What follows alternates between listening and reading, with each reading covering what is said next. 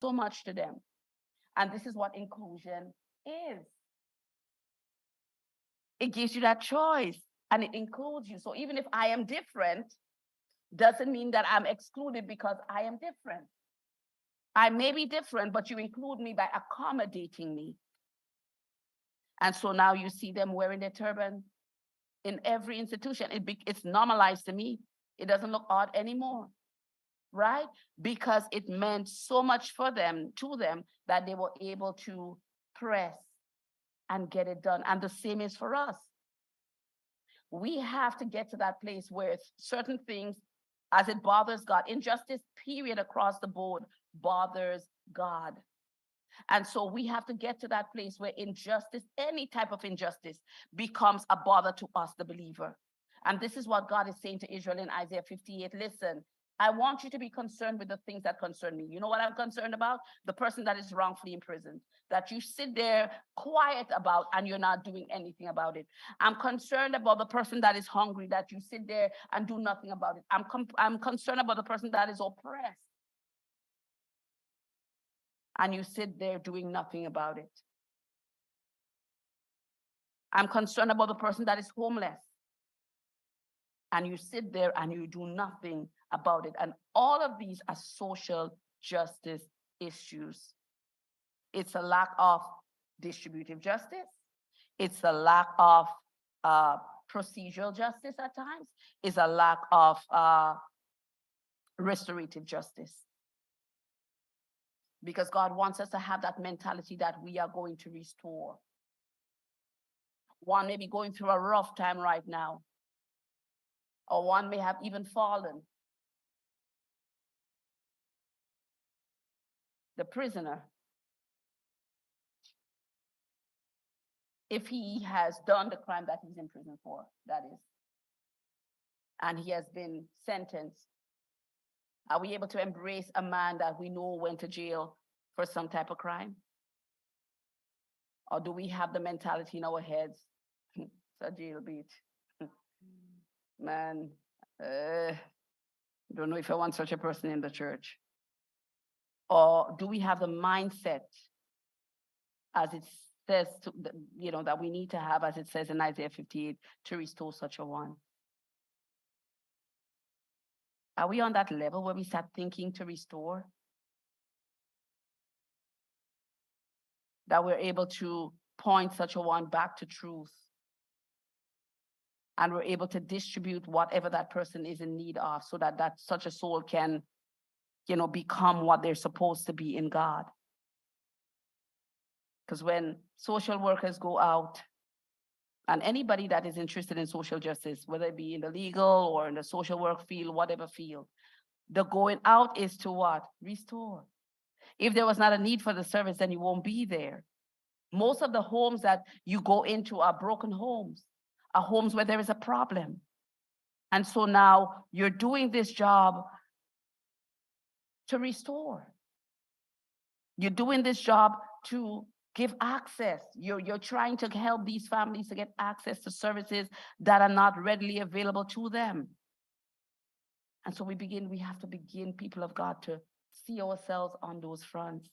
And as Lady Forbes says, we need to now, when we think about career, we have to start thinking, how are we able to impact the community that we live in? Go ahead, missionary.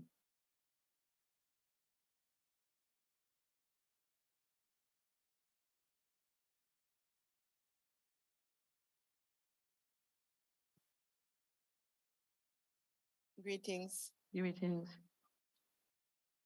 I sat here and I listened quite well, and my thoughts reflect on sometimes there are situations that present itself right before our eyes, and we do not do anything about it because maybe we are looking for the bigger things to go towards rather than what we are faced with. For example, I remembered I was working in this workplace and I noticed that there were certain people there, they were the quote unquote instructors. while another set of people must be the workers. They would oppress those people like crazy. As soon as they just walk, they stand up, they give command. And I remembered one day I couldn't keep my mouth. I have to tell one, listen to me, stop oppress that man. Stop it. I stand here and I watched you. All you do is you pass on your task to these people. It was not my thing to say. And just because of that, I was let go from the workplace. Just because of that. And I was only taking up for somebody whom I think was not talking for himself. So when situations present, you said some people close their mouth, but people will have no option other than to close their mouths. Because if they're going to talk, then that person who has more seniority in that place is going to go to the boss, and with whatever complaint, that complaint is lodged, you have no more job. A bread is taken from you. Another is I went in the bus and I noticed when I reach a certain bus stop, people are there like crazy, but there are one set of people who stand right at the bus front. It's as if that bus front is not reaching. The back rather is not reaching, but the front is reaching. And the drivers don't have any sense or whatever, I don't know, to say open the back door and let the people come in. People were there like crazy. Bus come and it seemed like the bus is full, but the bus is not full because people are just standing right at the bus. One morning I have to say, people, come on, man. I can imagine, I can only put myself in these people who are standing outside their shoes. If I were at this point and to see the bus drive off, leave me every single morning, just because nobody is moving to the back of the bus, I said, drivers, you have to do something too. Open the back door and let the people come in. I mean, like it's not fair. And I was not talking about blacks. I just said the people, because there were not only blacks on the street, there were people there. So sometimes situation present itself and people will not say anything. It was not until I started talking when I heard other people. It's as if they were just waiting for one person to address the situation, and then the chain began, connected along the line. It's true. People are whatever. And I even have to, at one point, said, these are like stubborn. People, you are like stubborn. Only goats stand up one place, and even when you whip them, they are not moving. Like, because you're asking them, please move down so that people can come. People want to go to work. People on the street, I know some people even have to leave their children at daycare before, because at 6 o'clock in the morning, when you see people on the street with their children, where could they be going? They must be daycare. And the bus have to leave them and they have to drop off their children at daycare, then to go off to work. It's not fair.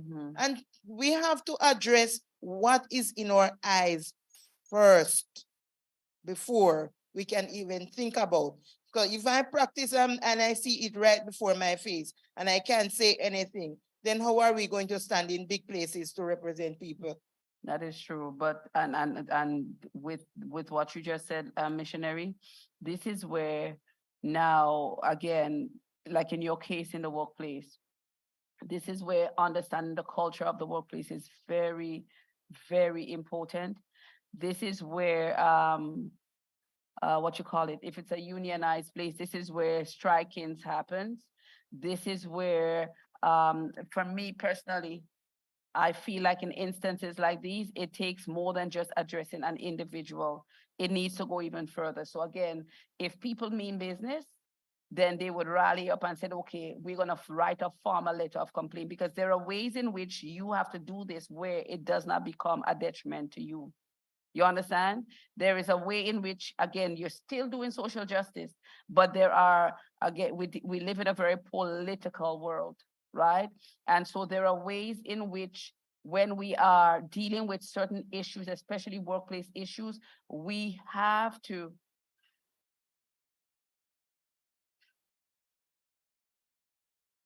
Oh, okay. No, no, no, I know. We have to understand the culture of that place, and we have to go through that right channel, because again, at the end of the day, it's almost as if you stood up for somebody and it was not even worth it, right? And you have to ask yourself, did anything change? Right? Did any, yes, they let you go, but I'm sure, I guarantee you that these people are still being mistreated. And so these is those instances that has birthed the civil rights movement, is those level of oppression that birthed the civil rights movement. And so again, going back into looking at how we deal with these things, we have to be very strategic. We have to, again, for me personally, I feel like in a case like this, a formal letter of complaint where everybody sign is the right thing to do. Because in that way, here's the danger. Because as people, we have to leverage what we have to leverage our importance, right? So if everybody not show up in that workplace, can work get done? What happens if nobody shows up? Productivity drops. And if nobody shows up, guess what? They are losing. So oftentimes we behave as if we need this workplace so badly. It's symbiotic. You need me, I need you. We need each other. So in order for us to work this thing out where justice prevails, and where everybody is treated the right way and in an equitable way, we have to go through a certain procedure. Because the truth is, we can stand up and we can make a whole heap of noise and whatever, but that doesn't get us very far. But when you do the thing in such a diplomatic way, where a letter is written, people are signed, the complaints are going on and whatnot, it cannot be ignored. Worse if it's unionized, and unfortunately, and that is those conditions in workplaces that have birthed unions as well. And that's why most managers hate unions. Why? Because the union protects the workers. Again, it's another entity that came about because of social injustice. Unions, a lot of times people talk about unions, oh, unions, unions, unions. Thank God for unions. Because if it had not been for unions, I'm telling you, the condition in some workplaces would have been so deplorable. My God, it would have been just as slavery. The only difference is at the end of the day, you get a paycheck. But it would be no difference as if you are being enslaved. So again, there are ways in which and procedures that we have to follow. Missionary, my advice to you next time, again, you are an advocate, definitely, right? But the way in which we go about it makes the difference. Next time, you have to have a formal letter of complaint. Make everybody sign it. Amen.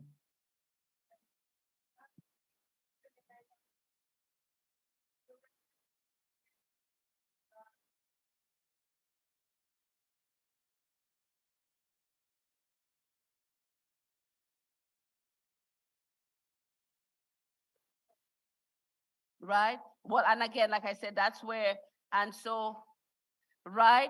And so then now this is where, again, you have to weigh, you have to now begin to weigh your pros and your cons. And I'm not saying that one should not stand up for justice.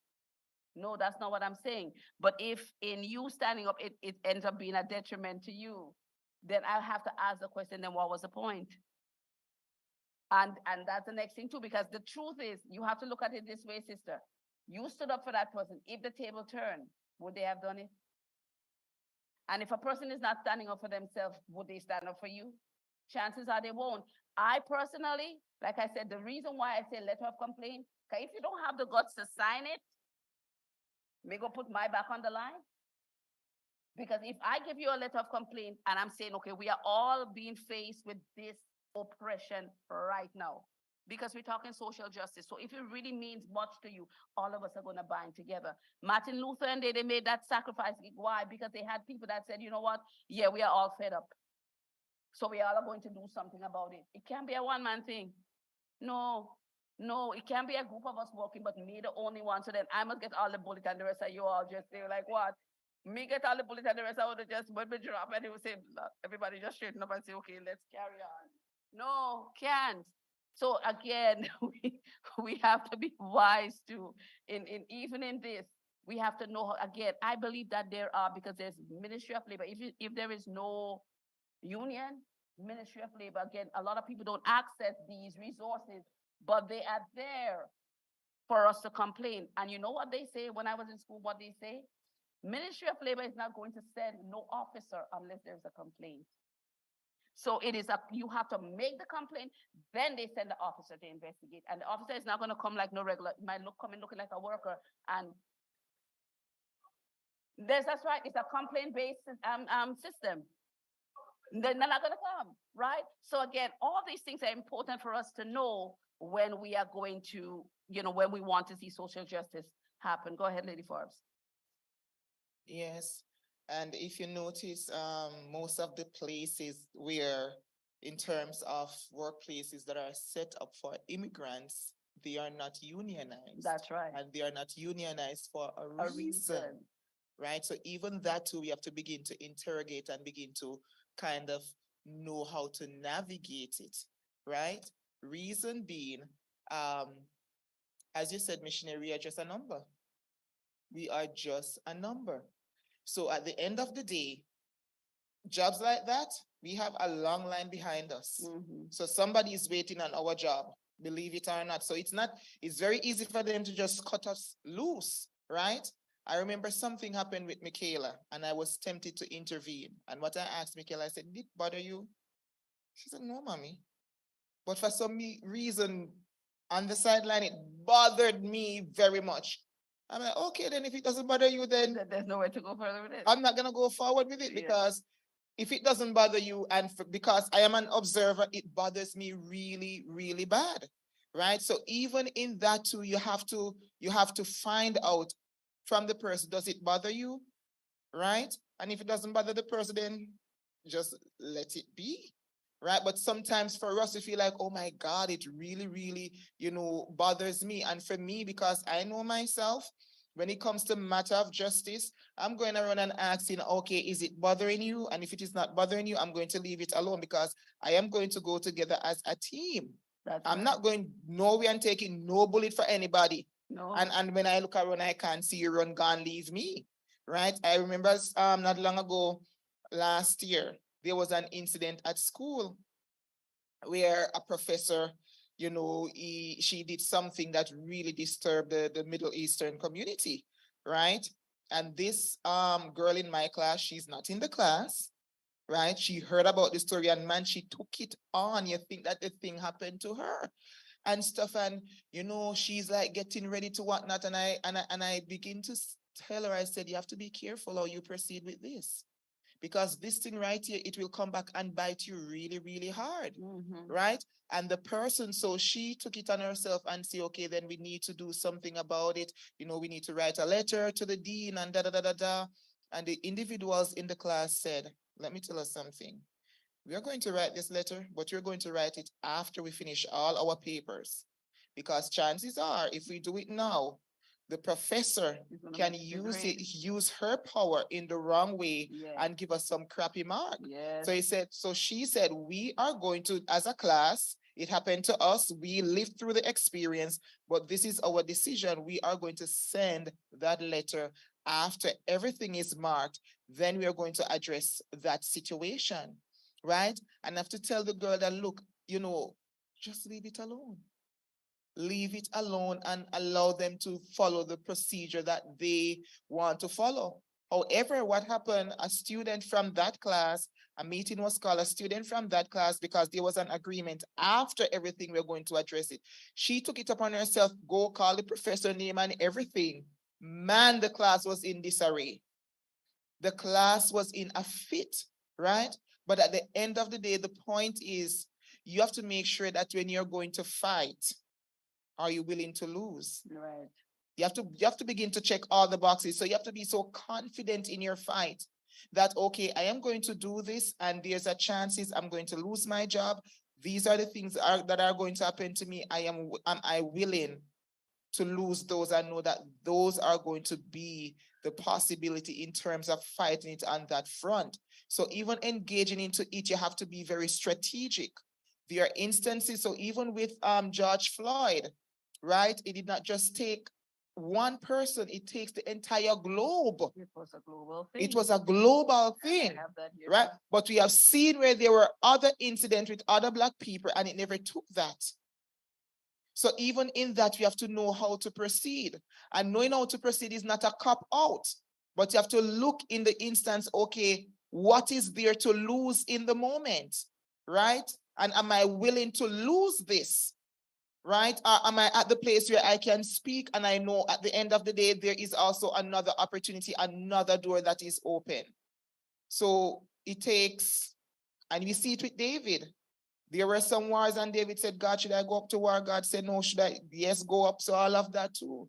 Yeah, that's it. And again, like I said, the culture of that place, to make changes, we have to understand the culture of any place we go to. Any place we go to. Because again, if you don't understand the culture, you're going into a war zone. You might just end up getting a bunch of bullets, right? So again, to Martin Luther, if you notice, again, oftentimes, and I was saying this to Danila, or was it you, Lady Forbes? I was talking to one of you all about that. But the thing is, when you look at Martin Luther and the civil rights movement, it would appear that it was a Black people thing. But if you really look at some of these pictures, you notice that he had a unified front of diverse people across. It wasn't just all Blacks, because then it would not have been as effective and impactful. So you have to make sure that, and even as we as Black people fight for justice, I have to say this, understand that you're going to need the alliances of different ethnicities in order for us to be impactful. Let me tell you something. If you look at, even I spoke about the Sikh and them getting through with certain things based on their religious belief. If you look at the allies that they have, they're not all Sikh. They're not all Sikh. So that is another thing too. We have to be very strategic in our fight for social justice, to align ourselves with people of influence and power that can in turn, help us in our cause. Because if that is not in place, then again, we just look like a bunch of people. Because what's the first thing that happens when people begin to stand up for justice? You are a rebel. You get labeled. You get labeled, right? And so we have to understand that when we take these steps, again, we have to understand what it is that we are dealing with, right? And so God is saying to us that it has to be a part of what we do. And so in order for us to actively and effectively do this, we have to be strategic and we have to plan. So guess what? We maybe have to come together and start sitting down and putting pen and pencil together and say, okay, well, we notice in this community, we see this. Okay, who can we go to? Because the thing I love about this place, there's always someone to go to. But again, if we don't complain, if there's no whistleblowers, ain't nobody coming. It's only after a whistleblower comes forward and brings something to light, then you see everybody coming on the bandwagon. And if it's one thing I know about this country, nobody likes bad publicity. Nobody likes bad publicity. I remember when I was going through my immigration matter and I got to the point where 5 years of me having an approval and no PR card, and I was just tired. Been back and forth to the MP's office, and at this point now there's a different MP. So not the first one that I started off with. The first MP was amazing. The second one, and again, you would think, well, you're an immigrant, so maybe you'll have more compassion. Not so. So again, we have to know the people that we are working with for our cause. And the office was just, I'm sorry to say, useless. And when I called one time, and I had it to my ear, I said to the person in the office, I said, let me tell you something. Because you all are not doing anything about the situation, I have a solution. I am going to call CP24. I said, I am going to get this segment on CP24. And I did. And CP24 told me, they said, listen, if it is something that is, is interesting enough for us, we will definitely air it. She said, just send in whatever story it is. And she said, we get thousands of these in a day, but we have an editor that goes through these things and they decide which story makes sense, which story, is important enough for the public to know about. Let me tell you something. Between me telling this person that and me writing a letter to immigration, letting them know that this is my intentions. I am going to CP24, and God in heaven knows I was not bluffing. I was dead serious. But me going and stand up in front immigration building and say, hey, would land me in jail and Grenada. Right? But me going through the right channels so that social justice can be administered was absolutely necessary. Within a week, remember I told you guys that, within a week, they call me and say, oh, the children have to come here. No. I had to buy a ticket in 2 days to bring them from New York to here. 2 days. 2 days I had to buy a ticket so that they can come here. You all remember it was right here in this building. David had to pick them up from the airport the Sabbath morning and they came to church. And the Monday morning we went and we got our PR. But knowing the right channels when it comes to social justice, people of God, it is absolutely necessary, or else we'll be fighting a losing battle. So as a people, that's why we need to have people in different, professions that understands the different protocols and procedures, so that when we begin to make a move, we're not going blindly, but we are well informed. Because the minute time people realize you're right, it's over. Anytime you don't know and they realize it, let me tell you something. The way the system works is like these predators. They smell fear. So the minute time you don't know, they smell it, they know it, and nobody's going to take it seriously. But when you know, you just have to use a certain language. One sentence of a certain language changes the trajectory. And how do you know that? By being exposed and again, having people in different professions that understand the way in which we are going to go about this thing. So it's going to take social workers. It's going to take people in the legal field. It's going to take people, in the political arena. It's going to take people in different arenas to come together to work. And if you, again, look at the civil rights movement, you see all of those components there. Because for us to deal with restorative justice amongst Black people, for us to deal with the procedural fairness or unfairness that we face, it will take us having that collaborative effort. And though we may be few in number, if it only take a few of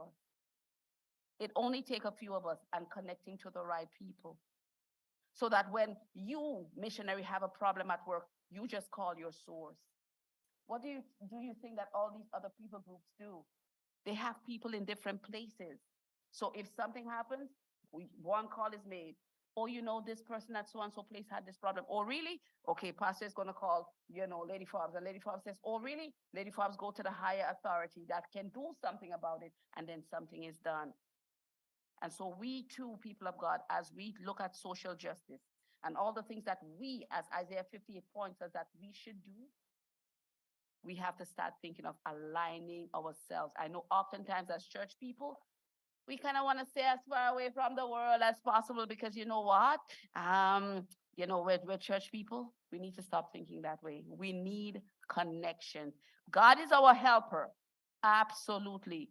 But it took a Nebuchadnezzar. It took a Darius. It even took a Pharaoh. Okay? Joseph was aligned with Pharaoh for a reason. Daniel was aligned with Darius for a reason. And Nebuchadnezzar was in his place for a reason.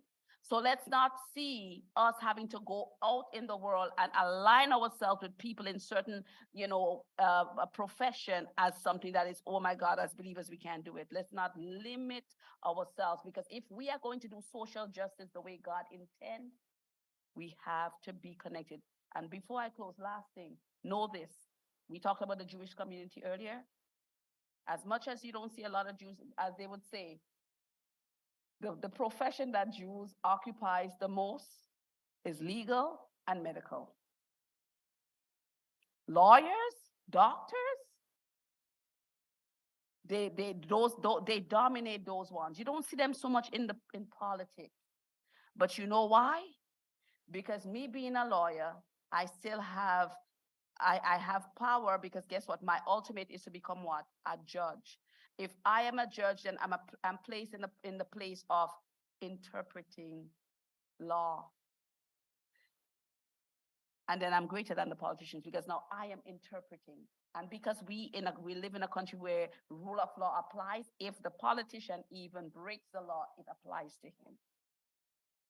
So he can't get away if he breaks the law. It's not, you understand what I'm saying? And because of those influences, they are able to speak to people in arenas where they may not be and get favor.